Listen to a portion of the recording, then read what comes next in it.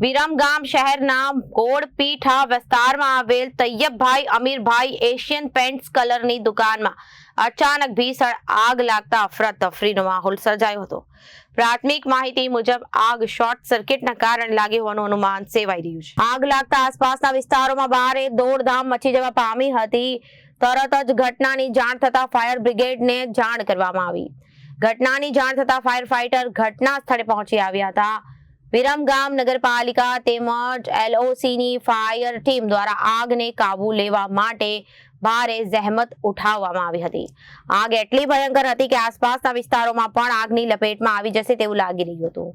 ઉલ્લેખનીય છે કે આજુબાજુની દુકાનમાં પણ મોટાભાઈ અલીભાઈ નેરોલિક કલર પેન્ટની છે, જેમને અને લઈને આગ બુઝાવવા માટે ફોર્મ કેમિકલનો પણ ઉપયોગ કરવામાં આવ્યો।